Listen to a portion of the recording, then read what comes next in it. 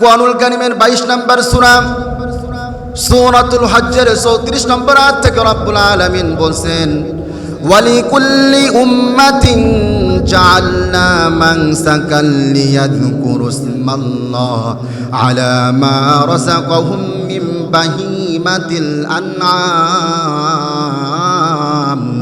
আল্লাহু আকবার। আল্লাহ তাআলা বলছেন প্রত্যেক জাতির জন্য, প্রত্যেক নবীর কওমের জন্য আমি রব্বুল আলামিন কুরবানির হুকুম দিয়েছিলাম।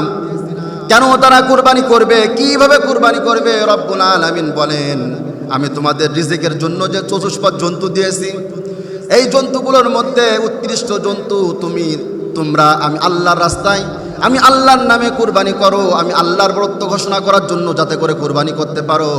এই জন্য প্রত্যেক জাতির উপর, প্রত্যেক নবীর কওমের উপর আমি রব্বুল আলামিন কুরবানির হুকুম দিয়েছি। বলেন সুবহানাল্লাহ। তাহলে এবার বুঝে থাকলে বলেন, কুরবানি এটা কি মূলত আমাদের উপরই হুকুম দেওয়া হয়েছে, না প্রত্যেকটা কওমের উপর কুরবানির হুকুম ছিল? প্রত্যেকটা কওমের উপর কুরবানির হুকুম ছিল। আমরা অনেকে মনে করি কুরবানির সূচনা, কুরবানির ইতিহাস হয়তো ইব্রাহিম আলাইহিস সালামের জামানা থেকে শুরু হয়েছে। না না না, কুরবানির ইতিহাস, কুরবানির সূচনা ইব্রাহিম আলাইহিস সালামের জামানা থেকে নয়, বরং আমাদের পিতা আদি পিতা আদম আলাইহিস সালামের জামানা থেকেই কুরবানির ইতিহাস শুরু হয়েছিল।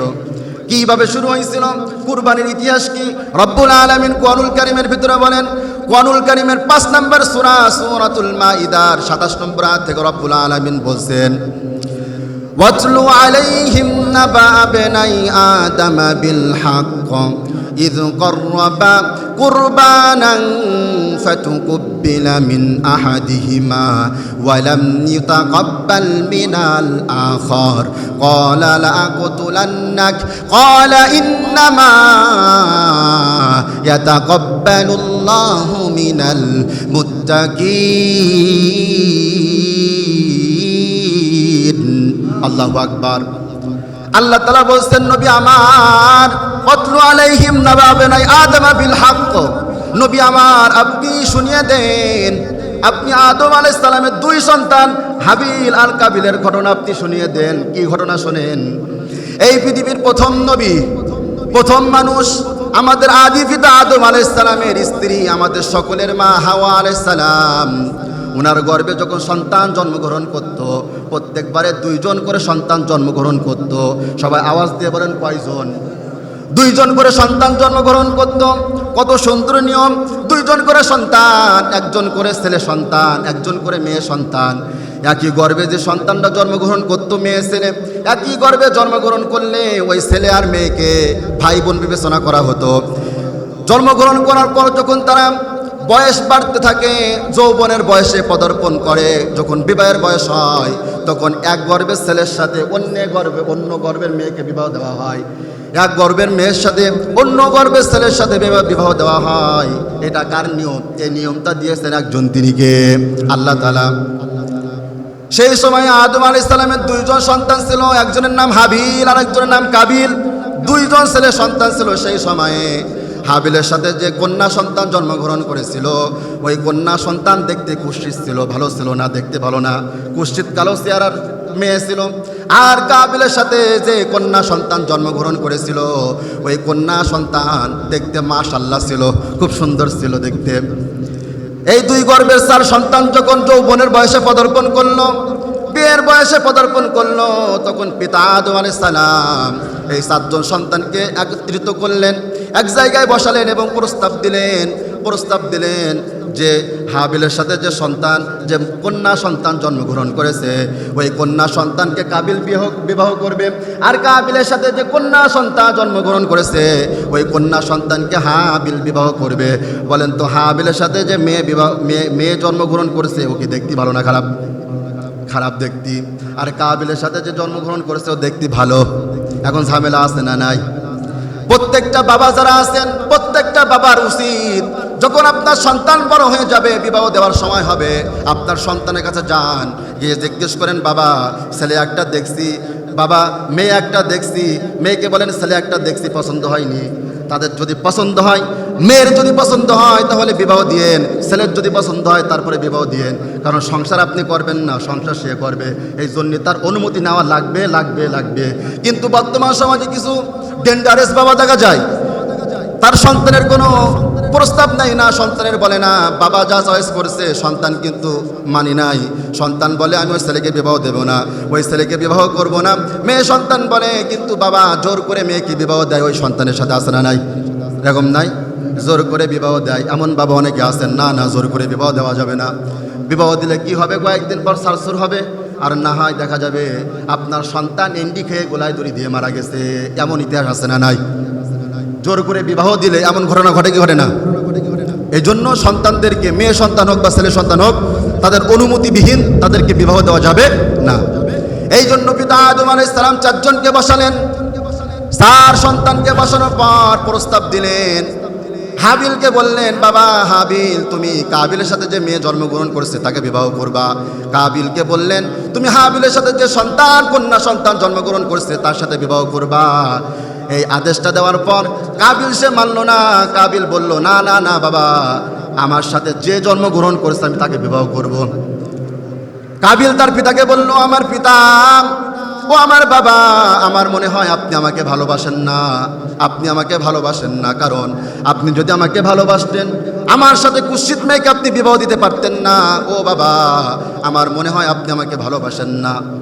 আদম আলাইহিস সালাম এই কথা শোনার পর বলে, ও গো আমার সন্তান, এই যে কথা অনুমতি আমি দিলাম, এই যে কথাটা আমি বললাম বিবাহ করা লাগবে, এই প্রস্তাবটা দিলাম, এটা মূলত আমার প্রস্তাব না।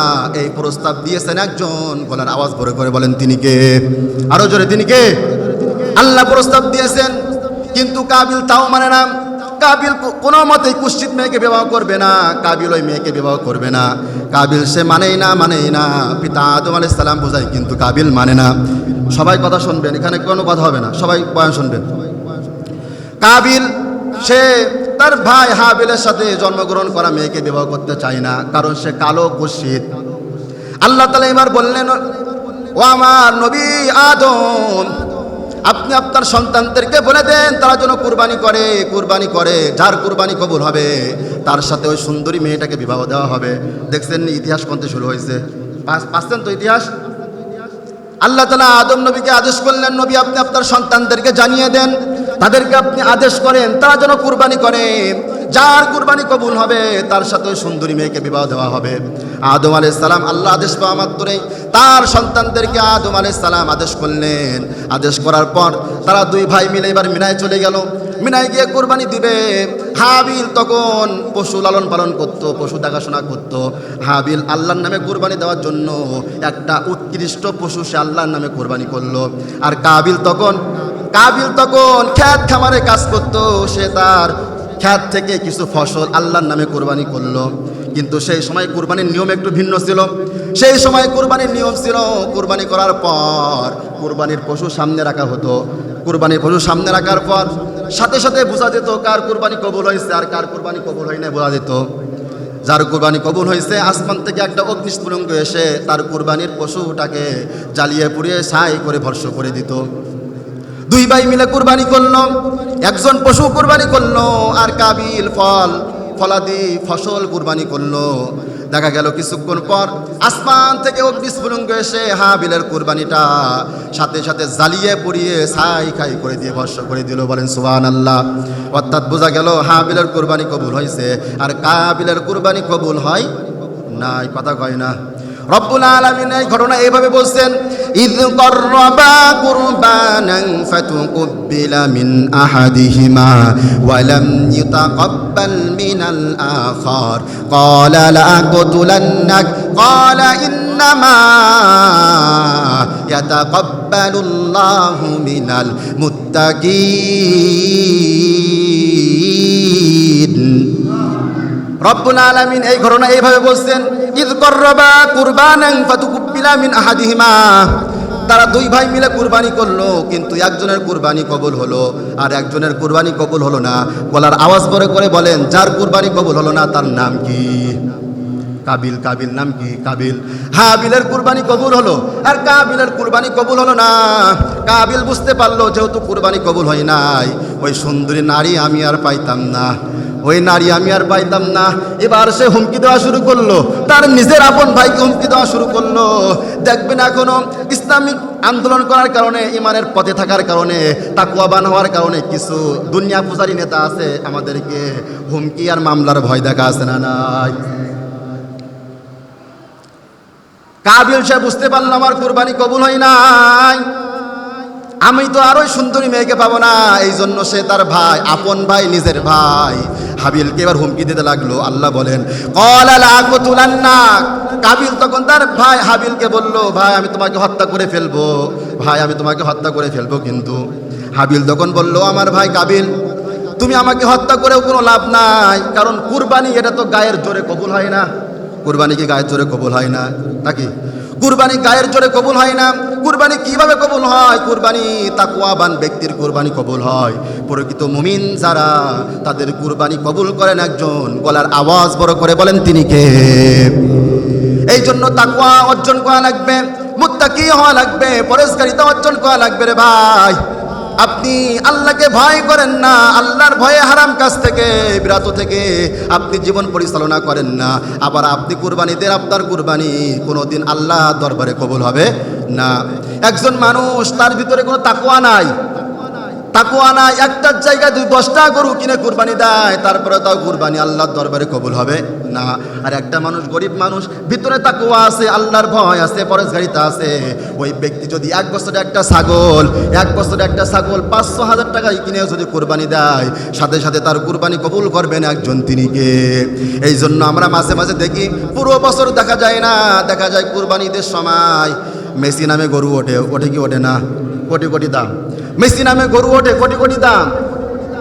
রোনালদো নামে গরু আছে, কোটি কোটি দাম। আবার দেখতি মহিষ উঠছে, ডোনাল্ড ট্রাম্পের নামে এবার দেখতি মহিষ উঠছে, মহিষ, কোটি টাকার উপরে দাম। কিছু নামি দামি লোক আছে দেখবেন এইগুলো কেনে ভাইরাল হয়। তো উদ্দেশ্য কি ভাইরাল হওয়া? এই যে আপনি কোটি টাকা দিয়ে আপনি গরু কিনলেন, উট কিনলেন, মহিষ কিনলেন, কোটি টাকা দিয়ে কিনে লাভ নাই, কারণ আপনার উদ্দেশ্য ভালো না, আপনার ভিতরে তাকওয়া নাই। এমন কুরবানি যদি আপনি 1000 টাকাও করেন, আল্লাহর দরবারে কবুল হবে না। কুরবানি কবুল হতে গেলে, কবুল করতে চাইলে আগে তাকওয়াবান হওয়া লাগবে। সবাই বলেন কি হওয়া লাগবে? কথা শুনতেছেন? সবাই একটু এগিয়ে আসেন, মাঝখানে আবার অফ করা লাগলো। সবাই এগিয়ে আসেন একটু। কথা বলা আসছে সারা, মাইক্রোফোন সারা বলা আসছে। সবাই এগিয়ে বসেন, কথা বলেন না, ছেলেপেলে এত কথা বললে হয়? তোমরা তো ভবিষ্যতে কুরবানি করবা না? তাহলে কুরবানি কবুল করার পূর্বে সত্য কি বলেন তো? এই তো তাকওয়া মানে কি? আল্লাহকে ভয় করা। আচ্ছা বলেন তো, কুরবানির পশুর গোশত মাংস কি আল্লাহ নেন? আল্লাহ নেন কি? তাকওয়া। রব্বুল আলামিন কোরআনুল কারীমের 22 নম্বর সূরা, সূরাতুল হজ্জের 37 নম্বর আয়াতে রব্বুল আলামিন বলেন, লা ইয়ানালাল্লাহা লুহুমুহা ওয়ালা দিমাউহা ওয়ালাকিন ইয়ানালুহুত তাকওয়া মিনকুম। আল্লাহু আকবার।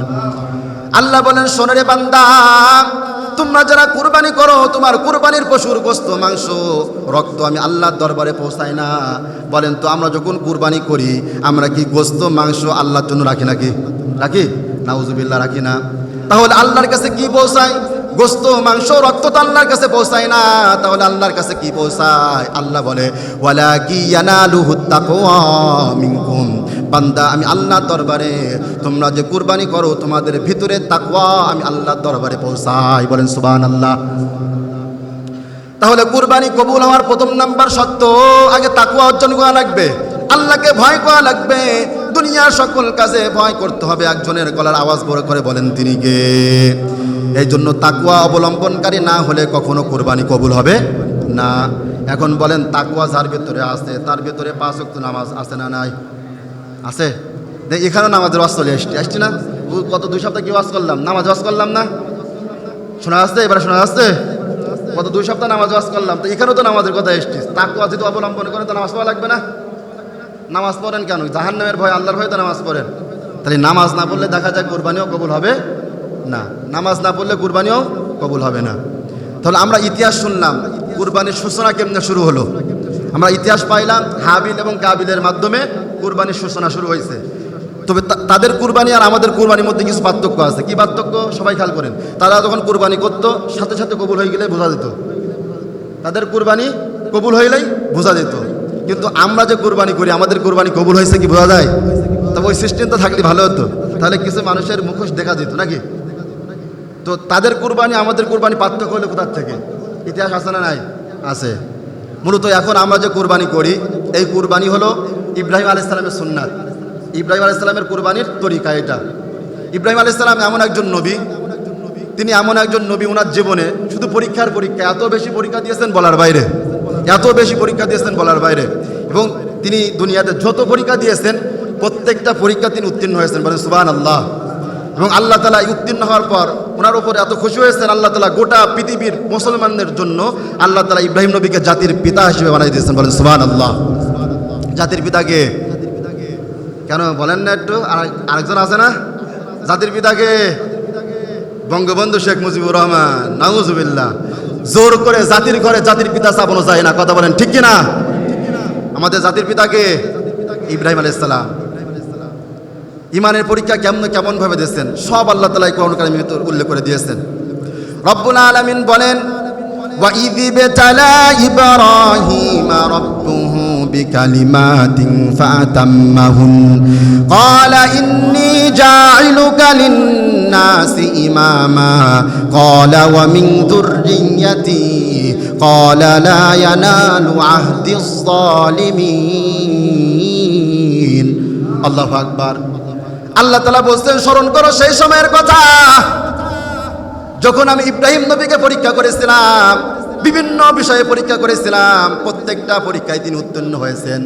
ফলে আমি আল্লাহ তাআলা ইব্রাহিম নবীর উপর এত বেশি খুশি হয়েছি, আমি আল্লাহ তাআলা ইব্রাহিম নবীর উপর খুশি হয়ে ইব্রাহিম নবীকে গোটা মুসলমানের জন্য জাতির পিতা বানাই দিয়েছি, বলেন সুবহানাল্লাহ। নবী ইব্রাহিম নবী কেমন নবী, জীবনে এত বেশি পরীক্ষা দিয়েছেন বলার বাইরে ভাই, এত বেশি পরীক্ষা দিয়েছেন। ইমান আনার কারণ হয়তো আপনার উপর মামলা আসতে পারে, হামলা আসতে পারে, কিন্তু ইব্রাহিম নবী ইমানি পরীক্ষা কেমনে দিয়েছেন? ইমানি পরীক্ষা দেওয়ার কারণে ইব্রাহিম নবীকে অগ্নিকাণ্ডে পড়া লাগছিল, অগ্নির মধ্যে, নমরুদের অগ্নির মধ্যে পড়া লাগছিল।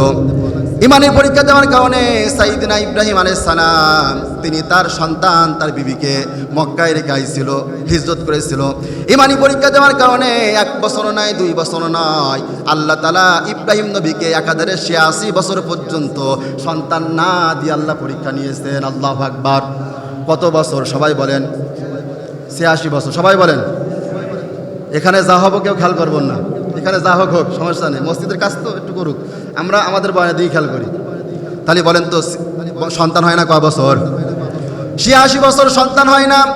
সাইয়েদনা ইব্রাহিম আলাইহিস সালাম কোনো পীরের কাছে যায় নাই, কোনো তাবিজ নেয় নাই, দোয়া করেছে কার কাছে? আল্লাহর কাছে দোয়া করেছে। সাইয়েদনা ইব্রাহিম আলাইহিস সালাম আল্লাহ তাআলার কাছে দোয়া করতে করতে 86 বছর হয়ে গেছে। কত সুন্দরভাবে দোয়া করেছে, যে দোয়াটা আল্লাহ কোরআনুল কারিমে শিখাই দিয়েছেন, কোরআনুল কারিমে তুলে দিয়েছেন আমাদেরকে শেখানোর জন্য। তিনি আল্লাহর কাছে দোয়া করেছিলেন, রব্বি হাবেলি মিনাস সালিহিন। আল্লাহু আকবার। কত চমৎকার দোয়া, কি সুন্দর শব্দ চয়ন। ইব্রাহিম নবী আল্লাহর কাছে দোয়া করে, ও আল্লাহ 86 বছর পার হয়ে গেছে, সন্তান পাই না, সন্তান লাগবে, আমাকে সন্তান দেন। শুধু সন্তান না, সালিহিন সৎকার সৎ সন্তান আল্লাহ আপনি আমাকে দান করেন। আমরা তো সন্তান চাই, ও আল্লাহ মেয়ে দেন নাই ছেলে দেন, আল্লাহ মেয়ে দেন নাই ছেলে দেন। ইব্রাহিম নবী আল্লাহর কাছে দোয়া করে, ও আল্লাহ সন্তান চাই, শুধু সন্তান না, আমি ইব্রাহিমকে আপনি সৎ সন্তান দেন, নেককার সন্তান দেন। আল্লাহ তাআলা দোয়া কবুল করলেন। আল্লাহ সুসংবাদ দিলেন, ফাবাশশারনাহু বিগুলামিন হালিম। আল্লাহ সুসংবাদ দিলেন ইব্রাহিম নবীকে, আল্লাহ সুসংবাদ দিলেন 86 বছর পর একটা নেককার সুসন্তানের সুসংবাদ দিয়েছেন একজন, তিনি কে? আল্লাহ তাআলা সন্তান দিলেন, যে সন্তানের নাম একটু আওয়াজ দিয়ে বলেন, সেই সন্তানের নাম কি? ইসমাইল আলাইহিস সালাম। ইসমাইল আলাইহিস সালাম দুনিয়াতে আসলেন। দুনিয়াতে আসার পর 86 বছর পর সন্তান হয়েছে, তারপরেও পিছন থেকে পরীক্ষা যায় না, মানে পিছনে লেগেই আছে পরীক্ষা। আল্লাহ তাআলা আদেশ করলেন, ও আমার বন্ধু, তুমি তোমার নবজাতক শিশু সন্তান এবং তোমার স্ত্রী বিবি হাজেরাকে নিয়ে মক্কার প্রান্তর স্তরে রেখে আসো, মরুভূমিতে রেখে আসো। আল্লাহ তাআলার আদেশ পাওয়া মাত্রই আল্লাহর আদেশ পাওয়া মাত্রই আল্লাহর নবী ইব্রাহিম নবী তার সন্তান এবং তার বিবিকে, বিবি হাজেরাকে নিয়ে চলে গেলেন মক্কায়, যেখানে কোনো বাসস্থল নাই, কোনো মানুষ নাই, জনমানবহীন একটা এলাকা। এখন তো মক্কা কত সুন্দর দেখতে, কত ঘর বাড়ি, মানুষের কোনো অভাব নাই, মানুষ এখন ঘুরতে যায় মক্কায়। কিন্তু সেই সময় মক্কা ছিল মরুর প্রান্তর, কোনো ঘর বাড়ি ছিল না, কোনো গাছ গাছালি ছিল না, কোনো মানুষ ছিল না। ইব্রাহিম নবী আল্লাহর আদেশ পাওয়া মাত্রই তার ছোট্ট সন্তান 86 বছর পর পাইছে। 86 বছর পাওয়ার পর বলেন তার প্রতি ভালোবাসা কম হবে না বেশি হবে? কথা বলে না, বেশি হবে, বেশি হবে। আল্লাহর আদেশ পাওয়া মাত্রই আল্লাহর বন্ধু ইব্রাহিম নবী তার সন্তান এবং তার বিবি হাজেরাকে নিয়ে মক্কায় রেখে আসলো, কিছু খাদ্য, কিছু পানি আর কিছু খাদ্য রেখে। যখন তিনি চলে আসতেছেন, পিছন থেকে বিবি হাজেরা জিজ্ঞাসা করে, ওগো স্বামী, ওগো আল্লাহর বন্ধু, ওগো নবী, ওগো স্বামী, আমি জানি না আমি কোনো ভুল করছি কিনা, আমি জানি না, যদি কোনো ভুল করে থাকি আপনি মাফ করে দিয়েন। আমি জানি না কি অপরাধের কারণে আপনি আমাকে এমন জায়গায় রেখে যাচ্ছেন, ছোট্ট সন্তান আমি খাওয়াবো কিভাবে? সামান্য পানি আর খাদ্য রেখে চলে যাচ্ছেন, কিভাবে আমি তাদেরকে খাওয়াবো? ইব্রাহিম নবী কোনো কথা বলতে পারে না। ইব্রাহিম নবীর বাক শক্তি বন্ধ হয়ে গেছে, কথা বলতে পারে না। কারণ 86 বছর পর একটা সন্তান পাইছে। বলেন 86 বছর অপেক্ষা করার পর সন্তান পাইলে তার প্রতি ভালোবাসা কম হবে না বেশি হবে? বেশি হবে। যেখানে কথা ছিল সন্তান হয়েছে ঘরের মধ্যে আদর করবে, কোলে পিঠে করে মানুষ করবে, চুমা দিবে, তা হয় না। বাবার মনটা কষ্ট কষ্ট বুকের মধ্যে চাপিয়ে রেখে তিনি হাত উঁচু করে দেখালেন, আদেশটা করছে কে? বিবি হাজেরা হাত উঁচু করে দেখে তিনি বুঝতে পারলেন আল্লাহ আদেশ করছে। এরপরে তিনি বললেন, ওগো স্বামী, যদি আল্লাহ আদেশ করে থাকে আমার কোনো আফসোস নাই, কোনো আপত্তি নাই। যদি আল্লাহ আদেশ করে থাকে, এই মক্কার মরু প্রান্তে রেখে যাওয়ার আদেশটা যদি আল্লাহ করে থাকে, সে আল্লাহ আমাকে না খাওয়ায় মারবেন না, আল্লাহ আমার সন্তানকে না খাওয়ায় মারবেন না, সে আল্লাহ আমাকে রিজিক দান করবেন। বলেন সুবহানাল্লাহ। কেমন তাওয়াক্কুল, কেমন ভরসা দেখেন। কোনো খাদ্য নাই, কোনো পানি নাই, সামান্য খাদ্য আর পানি, তারপরে তাওয়াক্কুল করছে কার উপর? ইব্রাহিম নবী চলে গেলেন। কিভাবে খাবারের ব্যবস্থাপনা হলো দেখেন। কিছুদিন যেতে না যেতেই পানি ফুরাই গেল, পানি লাগবে, পানি তালাশ করে বিবি হাজেরা, ছোট্ট সন্তান। এদিকে দৌড় মানে পানি নাই, ওদিকে দৌড় মানে পানি নাই। তিনি তার সামনে একটা পাহাড় দেখলেন, যে পাহাড়টার নাম কোরআনে আছে সাফা পাহাড়। কি পাহাড়? তিনি সাফা পাহাড়ে উঠলেন। সাফা পাহাড়ে ওঠার পর কোনো কূপ পাইলেন না, কোনো পানি পাইলেন না, কোনো মানুষ পাইলেন না। দৌড় মেরে চলে আসলেন, হতাশ হয়ে গেলেন। এবার তিনি মারওয়া নামক পাহাড়ে উঠলেন। মারওয়া নামক পাহাড়, এই পাহাড়ের নামও কোরআনে আইছে। মারওয়া পাহাড়ে উঠলেন, উঠে কোনো কুয়া নাই, কোনো পানি নাই, কোনো মানুষ পাইল না। তিনি হতাশ হয়ে নেমে গেলেন। তিনি এবার দৌড় মারামারি শুরু করলেন, ছুটাছুটি শুরু করলেন। একবার সাফা পাহাড়ে যায়, একবার মারওয়া পাহাড়ে যায়। এভাবে করে তিনি 7 বার ছোটাছুটি করলেন। আমার আল্লাহ তাআলা এই ছোটাছুটি এত পছন্দ হয়েছে, আল্লাহ তাআলা বিবি হাজেরার এই ছোটাছুটি এত পছন্দ করেছে, কিয়ামত পর্যন্ত যত হাজি হজ করতে যাবে, আল্লাহর ঘর বাইতুল্লাহ যাবে, আল্লাহর ঘর বাইতুল্লাহ করার পর সাফার মারওয়ায় 7 বার দৌড়াদৌড়ি করা প্রত্যেকটা হাজির জন্য, প্রত্যেকটা উমরাকারীর জন্য ওয়াজিব করে দিয়েছেন। একজন করার আওয়াজ বড় করে বলেন তিনি কে? আল্লাহু আকবার।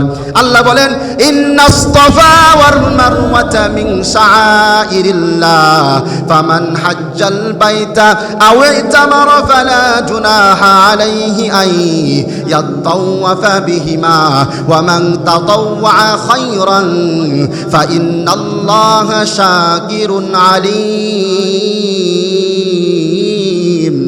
আল্লাহু আকবার। আল্লাহ বলেন, ইন্নাস সাফা ওয়াল মারওয়াতা মিন শাআইরিল্লাহ, নিশ্চয় সাফা আর মারওয়া এই দুইটা পাহাড় এমন পাহাড়, এই দুইটা পাহাড় হলো আমি আল্লাহর নিদর্শনের অন্তর্ভুক্ত। সুতরাং কিয়ামত পর্যন্ত যত হাজি হজ করতে যাবে, যত উমরাকারী হজ করতে যাবে, প্রত্যেকটা হাজি আর উমরাকারীর উপর এই সাফা আর মারওয়া 7 বার দৌড়াদৌড়ি করা, আমার ঘর বাইতুল্লাহ জিয়ারত করার পর, তাওয়াফ করার পর এই সাফা আর মারওয়া 7 বার দৌড়াদৌড়ি করা আমি আল্লাহ তাআলা ওয়াজিব করে দিয়েছি। বলেন সুবহানাল্লাহ। কোন হাজি যদি 7 বার দৌড়াদৌড়ি না করে তার হজ কবুল হবে না। 7 বার দৌড়াদৌড়ি করলেন বিবি হাজেরা, তারপরে পানি নাই, পানি পাই না, হতাশ হয়ে ফিরে আসলেন ইসমাইলের কাছে।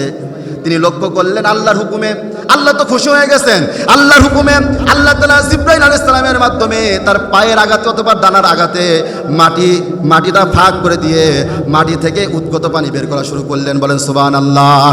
পানি বার হওয়া শুরু করলো, মাটির থেকে পানি বার হয়, এমনি এমনি পানি বের হয়। কার হুকুমে? বিবি হাজেরা বললেন জামজাম, কত থামো থামো। তিনি একটা বাঁধ রেখে দিলেন, বাঁধ বেঁধে দিলেন। হযরত আব্বাস রাদিয়াল্লাহু আনহু তিনি বলেন, বিবি হাজেরা যদি সেই দিন বাঁধ না বাঁধতো তাহলে জমজমের আর কূপ থাকতো না, ওইটা নহরে নদীতে পরিণত হয়ে যেত। আল্লাহু আকবার।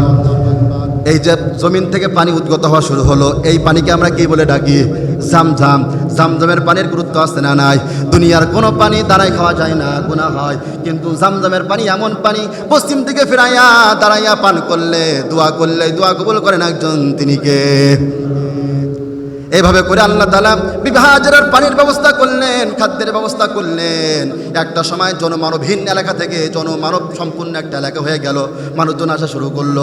ইসমাইল আলাইহিস সালাম বড় হয়ে গেলেন, ইসমাইল আলাইহিস সালাম বড় হওয়া শুরু করলেন, কিন্তু পিছন থেকে পরীক্ষা যায় না, পিছন থেকে পরীক্ষা যায় না রে ভাই। পরীক্ষার কোনো শেষ নাই ইব্রাহিম নবীর জীবনে। ইব্রাহিম নবী এবার স্বপ্ন দেখলেন। কি স্বপ্ন দেখলেন? চমৎকার কথা কোরআনে আল্লাহ সব তুলে দিয়েছেন। ইব্রাহিম নবী এবার স্বপ্ন দেখলেন, তার সন্তান যখন তার সাথে চলাচলের মতো হয়েছে, তিনি স্বপ্ন দেখলেন স্বপ্নের ভিতরে তার সন্তান ইসমাইলকে তিনি জবাই করতেছেন। কি করতেছেন? এখন বলেন নবীদের স্বপ্ন আর আমাদের স্বপ্ন কি এক নাকি? আমাদের স্বপ্ন ফালতু মিথ্যা, কিন্তু নবীদের স্বপ্ন হলো ওহী, নবীদের স্বপ্ন হলো সত্য। আল্লাহর নবী ইব্রাহিম স্বপ্ন দেখার পর বুঝতে পারলেন এরা শুধু স্বপ্ন নয়, এটা হলো আল্লাহর ওহী, অর্থাৎ আল্লাহ আদেশ করেছেন আমার সন্তানকে হয়তো এবার জবাই করা লাগবে। সে 80 বছর পর আল্লাহ সন্তান দিল, এবার আল্লাহ হয়তো আমার হাত দিয়ে আমার সন্তানকে জবাই করবে। তারপরেও পরীক্ষা থেকে পিছন হাঁটে না, তিনি এবার তার সন্তানের কাছে গেলেন। রব্বুল আলামিন এই ঘটনা কোরআনুল কারীমে সূরাতুস সাফফাতের ভিতরে রব্বুল আলামিন সবকিছু উল্লেখ করে দিয়েছেন। রব্বুল আলামিন বলেন, ফালাম্মা বালাগা মাহুস সায়া ক্বালা ইয়া বুনাইয়া ইন্নী আরা ফিল মানামি আন্নী আযবাহুকা ফানজুর মাযা তারা ক্বালা ইয়া আবাতি ইফআল মা তু'মার সাতাজিদুনি ইনশাআল্লাহু মিনাস সাবিরিন।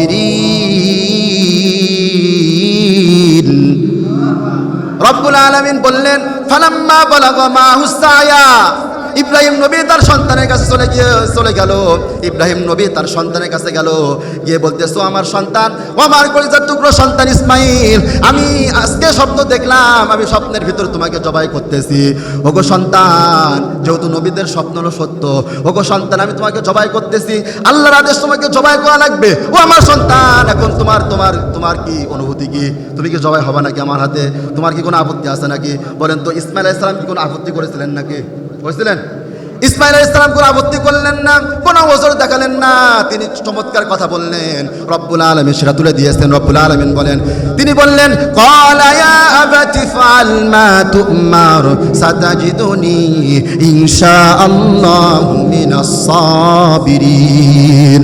তিনি বললেন, ও আমার পিতা, রব্বুল আলামিন আপনার কাছে আদেশ করেছেন, অর্থাৎ স্বপ্নের ভিতরে আপনি দেখছেন আমি সন্তান, আমাকে আপনি জবাই করতেছেন, আপনি আল্লাহর হুকুম মানেন, আমার কোনো আপত্তি নাই, আমার কোনো অজর নাই, আমি বরং সবরকারীদের অন্তর্ভুক্ত হতে চাই। বলেন সুবহানাল্লাহ। বাবাও রাজি, সন্তানও রাজি।